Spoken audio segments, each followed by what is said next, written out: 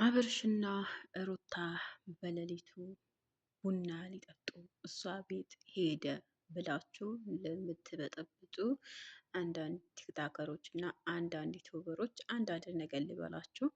ሰላም ጤና ይስጥልኝ። በመላው ዓለም ለምትገኙ እህት ወንድሞቼ ሰላም ፍቅር ዘቼ ለእናንተ ተመኘሁኝ።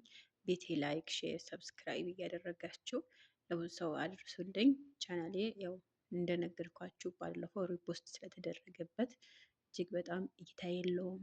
በጣም ያስጠላል። የሰው እድገት የማትፈልጉ አንዳንድ እህቶች በጣም ነው የሚያስጠላው። የሰውን እድገት አብረን ብናድግ ምን ችግር አለው? እኔን ጥላችሁ ራሳችሁ ስታድጉ ትንሽ አይሰማችሁ? ችግር የለውም። እኔ በወድቅም ወድቄ አልቀርም፣ ጣጣ የለውም።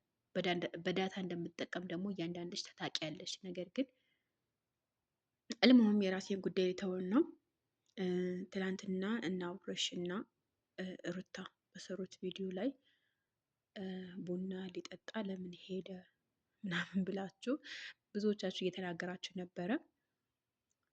እኔ የምለው ቆይ ቡና ቢጠጡ አብረው ምግብ ቢበሉ አብረው ራት ቢበሉ አብረው ምሳ ቢበሉ ምን ችግር አለው? ችግሩ እዚህ ጋር ምንድን ነው?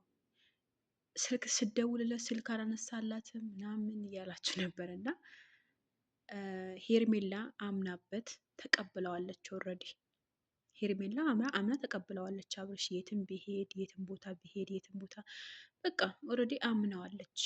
ባሌ ነው፣ የራሴ ባል ነው፣ ማንም አይነካብኝም፣ ከኔ ውጭ ወደ ውጭ ብለዋል። ሲጀመር ከሄርሜላ ውጭ ወደ ውጭ ስለዛ ብዙዎቻቸው እየተጫጫጩ ስለሆነ አብሽሩ፣ ሩታ አትወስደውም።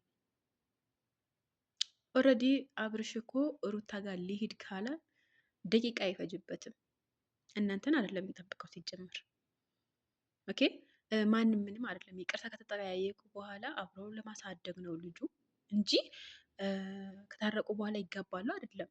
ግን አብዛኞቻችሁ ለምንድን ነው የሄደው ሩታ ቤት? ለምን የሩታ ጠላት በዛችሁ? እሳ ለምን የሰውን ጠላት አትሆኑ? የሄርሜላም ጠላት አትሆኑ፣ የሩታም ጠላት አትሆኑ፣ የአብርሃም ጠላት አትሆኑ፣ ወዳጅ ሆኑ። ነገ የዘራችሁትን ጥሩ ከዘራችሁ ጥሩ ነው የምታጭዱት፣ መጥፎ ከዘራችሁ መጥፎ ነው የምታጭዱት። ለምንድን ነው ግን እንደዚህ ይሄን ያክል ያካብዳችሁት የእሱ መሄድ? ኧረ ፈጣሪ ትዕግስት ውስጥ